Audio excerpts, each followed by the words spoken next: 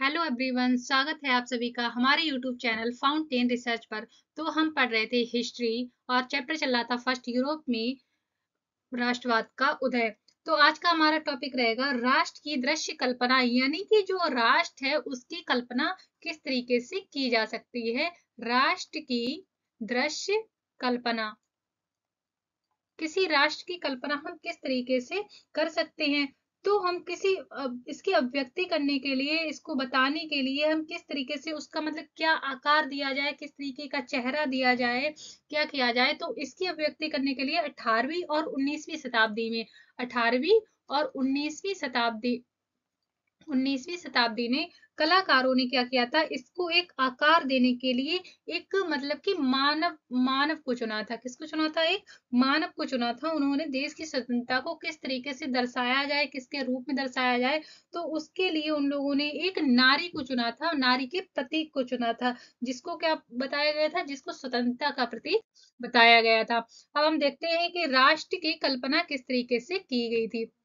तो मूर्ति के रूप में अभिव्यक्ति करना, यानी कि मूर्ति के रूप में बताना। एक मूर्ति थी तो मूर्ति के रूप में उसको बताया गया था। किंतु एक राष्ट्र को चेहरा कैसे दिया जाए? अब यहाँ पे बात ये आती है कि अगर कोई राष्ट्र है, उस राष्ट्र को चेहरा किस तरीके से दिया जाए, किस तरीके से दिखाया जाए। तो उन्होंने क्या किया, उन्होंने एक देश को यूं चित्रित किया जैसे वह कोई व्यक्ति हो। तो उन्होंने देश को किसके रूप में व्यक्त किया? देश को इस तरीके से व्यक्त किया जैसे कि वह कोई व्यक्ति हो। हम देश को जैसे कि मान लिया कि हमारे यहाँ अगर कोई भी स्टैचू ले लो या कोई भी देवी देवता ले लो, तो मान लिया कि अगर हमने देखे कि हाँ माता रानी है, ठीक है, माता कोई भी दुर्गा माँ है, कोई भी, तो हम क्या मान लेंगे कि ये जो माँ दुर्गा है वो किसका प्रतीक है? हिंदू धर्म का प्रतीक है। किसका प्रतीक है? हिंदू धर्म का प्रतीक है। और ये हमारे यहाँ भारत में सबसे ज्यादा इनको माना जाता है। तो हम प्रतीक एक क्या हुआ, माता का प्रतीक होगा कि वो हिंदू धर्म की है। उसी तरीके से देश को किसके माना जाता है? देश को एक व्यक्ति के रूप में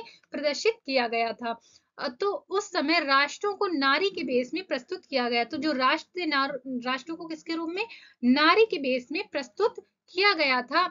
और राष्ट्र को व्यक्ति का जामा पहनाते हुए जिस नारी को चुना गया था, वह असल में कोई खास महिला नहीं थी। अब हम क्या बता रहे हैं ये लोग कि जो राष्ट्र के रूप में, यानी कि राष्ट्र को व्यक्त करने के लिए एक नारी को चुना गया था, एक महिला को चुना गया था। वह नारी कोई आम थी, कोई खास नहीं थी। यानी कि नारी की छवि, जो नारी की छवि है वो किसके रूप में दिखाई गई थी?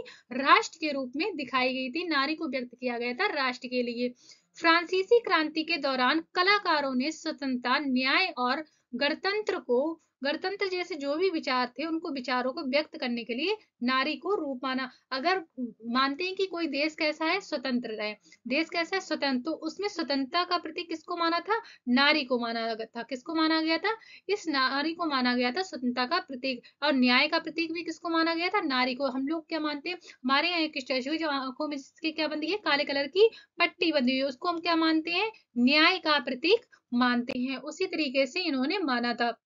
तो स्वतंत्रता का प्रतीक लाल टोपी या क्या है? टूटी जंजीर है। स्वतंत्रता का प्रतीक लाल टोपी है और टूटी हुई जंजीर है। और इंसाफ को आमतौर पर ऐसी महिला को प्रदर्शित किया गया है, जिस रूप में व्यक्त किया गया है, जिसकी आंखों पर पट्टी बंधी हुई है और वह तराजू लिए खड़ी हुई है, तराजू लिए हुए है। इसी प्रकार के नारी रूपक का आविष्कार कलाकारों ने 19वीं सदी में किया था। तो इस तरीके की नारी जो थी उसका जो आविष्कार था वो कौन सी सदी में? 19वीं सदी में किया गया था।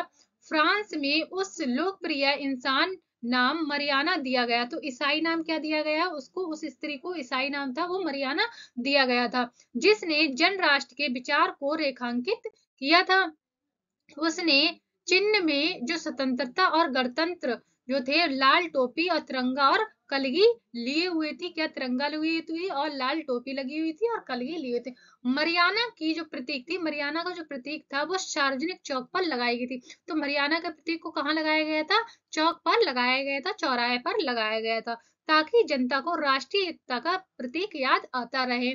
मरियाना की छवि सिक्कों और डाक टिकटों पर अंकित की गई थी। मरियाना की तस्वीर को कहाँ पर ये दे रखी है? डाक टिकट, डाक टिकटों पर अंकित की गई थी। और किस पर? जो सिक्के थे वहां के सिक्कों पर भी अंकित की गई थी। इसी तरह जर्मेनिया जर्मन राष्ट्र का रूपक बन गई थी। तो जर्मेनिया क्या बन गई थी? जर्मन जो राष्ट्र था उसका एक प्रतीक बन गई थी, उसका एक रूपक बन गई थी। तो अव्यक्तियों में जर्मनिया बलूत वृक्ष के पत्तों का मुकुट पहनती थी। जो जर्मेनिया थी वो कैसे? बलूत के पत्ते, ये बलूत के पत्ते का मुकुट पहनती थी। और जर्मन बलूत की वीरता का प्रतीक था। जो बलूत के ये पत्ते थे वो किसके? वीरता का प्रतीक था।